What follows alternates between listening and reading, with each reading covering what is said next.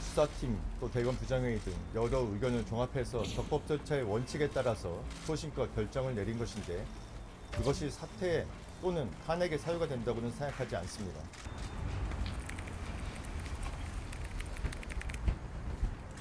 뜻도 안 된다. 아이고. 일단 즉시 항고하지 않고 석방 지휘하시게 된 배경 한번 여쭤보겠습니다. 적법 절차와 인권 보장은 제가 취임 이후 계속하여 강조해온 검찰의 기본적인 사명입니다.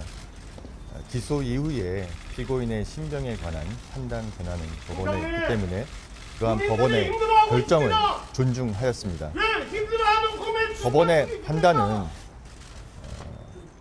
구속기간 산정에 대하여 오랫동안 형성되어 온 법원 검찰의 실무 관행에 문제가 있고 가사 그러한 문제가 없더라도 법률의 불명확으로 인해 수사 과정 절차의 적법성에 의문이 있어서는 안 된다는 것입니다. 그러한 법원의 결정 취지를 모두 종합하였습니다. 즉시 항고하지 않은 것은 보석과 구속 집행 정지 또 구속 취소에 대한 즉시 항고 제도는 52년 전에 이른바 유신 헌법 시절 국회를 해산하고 비상 입법 기구에 의하여 도입된 제도인데 기존의 헌법재판소에 의해서 보석과 구속 집행 정지에 대한 즉시 항고는 2차례 위헌 결정이 있었습니다.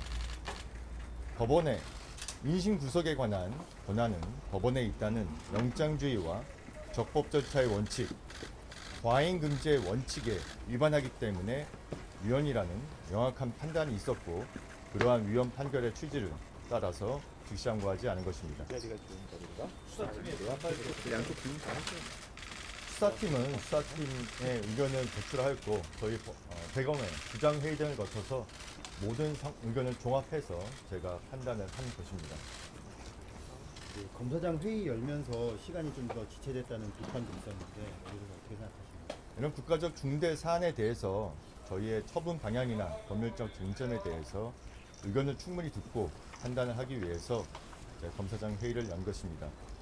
이 구속기간 법원의 이번에 구속기간 산정 방식은 기존에 오랫동안 형성되어 온 법원 검찰의 실무 관행에 맞지 않고 검사장 회의가 구속 취소 결정의 원인이라는 주장에는 제가 전혀 동의할 수 없습니다.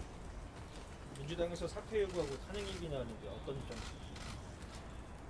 제가 수사팀 또 대검 부장회의 등 여러 의견을 종합해서 적법 절차의 원칙에 따라서 소신껏 결정을 내린 것인데 그것이 사퇴 또는 탄핵의 사유가 된다고는 생각하지 않습니다. 탄핵은 국회의 권한이니만큼 앞으로 절차가 진행된다면 그에 따라서 대응하겠습니다. 야당 대표들이 오늘 공수처에 총장님 고발하겠다고 하는데 입장이 있으십니까? 말씀드린 대로 제가 적법 절차에 따라서 소신껏 처리한 것입니다. 공수처 책임이 더 크다고 보십니까? 지금 이 상황에서 다른 기관의 책임에 대해서 말씀드리는 것은 적절하지 않은 것 같습니다. 아까 말씀해 주시긴 했는데 구속 취소에 대한 즉시 항고 위헌에 대해서 위헌이라는 판결은 아직 없잖아요. 그래서 섣불리 단정한 거 아니냐 이렇게 지적이 있는데 어떻게 보시는지. 헌법재판소의 결정문을 보면은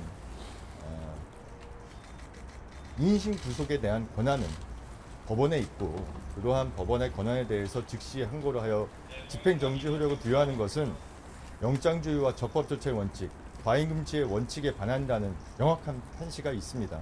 이러한 상황에서 즉시 항고를 하여 또 다른 위헌 소지를 불러일으킬 것은 맞지 않다고 생각했습니다.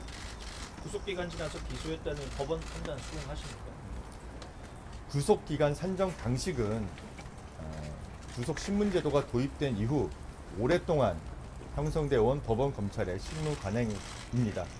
그런 기존의 실무 관행과 맞지 않는 부분이기 때문에 동의하기 어렵고 이 부분에 대해서는 본원에서 다투도록 수사팀에 지휘하였습니다.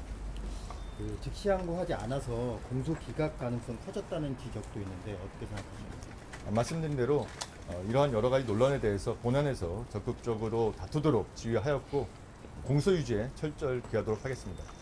검찰 동호회에서 낸 입장은 어떻게 생각하세요? 검찰 동호회는 퇴직자들의 모임이고 저희 검찰과는 관계가 없습니다.